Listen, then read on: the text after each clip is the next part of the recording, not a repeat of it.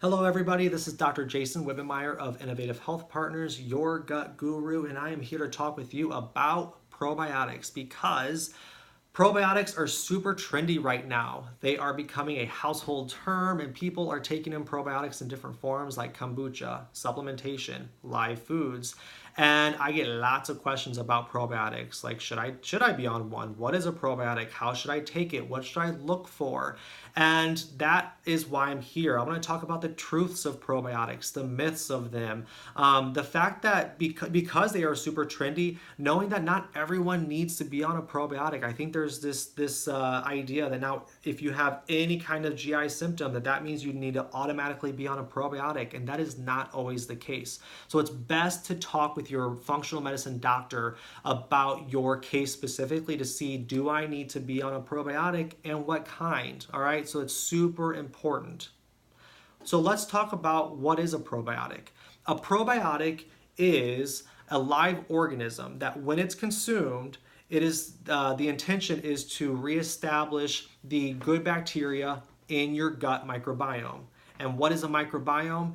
It is the ecosystem of microbes and organisms within our GI system. All right, and we have hundreds of trillions of these bugs in our GI tract, and we want to make sure that we take care of them because they take care of us. If they are not taking care of us, that's where disease happens. All right, so they are there, these bugs are there to protect us against harmful bugs. They are there to help us break down our food and digest our food and absorb our nutrients. So they're there for a reason. They're there to help us boost our immune system as well. So there's lots of different reasons why re-inoculating our bacteria with probiotics can be very, very beneficial. So what causes our bacteria in our gut to go down or to be depleted? There's lots of different reasons, but the main ones are going to be stress. We are, as Americans, super stressed out. We have a lot of stuff going on. We put a lot on our plate, and so stress can actually wipe us out clean of our bacteria. Our diet, the quality of foods, and the types of foods that we are eating can not only deplete us of our bacteria, but prevent us from actually growing our own. So that looks like a diet high in sugar, low in fiber, lots of processed foods. So if this looks like your diet, more than likely you have a bacterial imbalance within your gut. And then finally, the one that most people are probably familiar with are antibiotics. We get a lot of patients that come in who have been on long-term antibiotic use, who have had to go on antibiotics for some reason. Antibiotics are necessary in some cases, but they are often overprescribed, and so this is all the more reason to re-inoculate, go in and give your gut the good bugs that you need. And what a lot of doctors will not tell you is that there are specific types of bacteria that you actually want in your probiotics to help after antibiotic use. So you may not know this, but there's different strains that you need for optimal health and wellness, but then there's other strains that you need to help actually after the antibiotic goes in and does the job. And this one is called Saccharomyces boulardii, and that bug, that strain of bacteria is not usually found in your over-the-counter probiotics. So if your neighbor or your doctor or your friend tells you to go on a probiotic and you're not really doing the research or know the right types of strains to be on, then you may not actually be doing any good.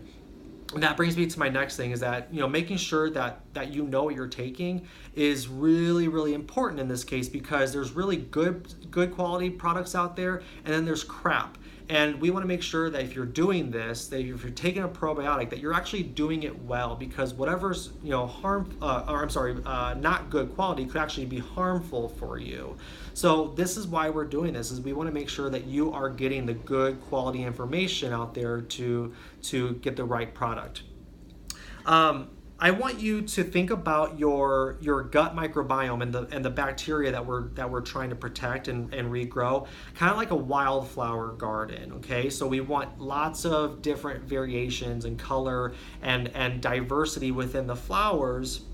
to make sure that it overcrowds the bad bacteria, or I'm sorry, the weeds in this case in the garden. We want to make sure that the soil is nice, good quality as well. So think of it as a wildflower garden, because when you're going out to buy a probiotic, there's three main things to look out for and to pay attention to. Quality, I've already talked about that. Quality is super important. You want to make sure that it's been tested, it's been researched. Nowadays, being approved by the FDA doesn't really mean much. So you want to make sure that there's other components to adding to the quality of it. You want to make sure that this is a well-diverse probiotic. Again, a lot of your over-the-counter ones are not diverse. They don't have multi-strain bacteria, so they're not going to be super beneficial in helping regrow that wild garden that we talked about a moment ago. And then you want to make sure that it is targeted. What does that mean? Targeted means that when you take it in, that it is actually landing where you want it to land in the GI system. A lot of your over-the-counter probiotics are going to be killed off by the time it actually gets to the GI system, because they're not encapsulated or created in a way that it's protected by the different pH levels in your GI system. So you want to make sure that your probiotics that you're taking are not only good quality and a multi-strain, but they're actually landing where they're supposed to land. So those are the three main things to consider when you are taking a probiotic. And I'll show you what I like to take every single day that matches all of those, the three things I just talked about: quality, diversity, and targeted.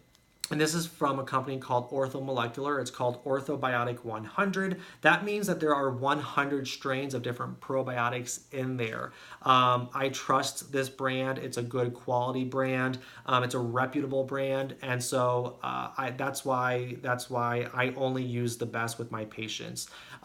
If you have any questions, hopefully this was helpful. But if you have any questions, please leave them in the comments below, or you can call the office if you have specific questions about probiotics or GI health and how this can help you specifically. We are here to help you. We are here to figure out the root cause of your health complaints. So if you have any questions, please leave comments below or call the office. All right, thanks guys.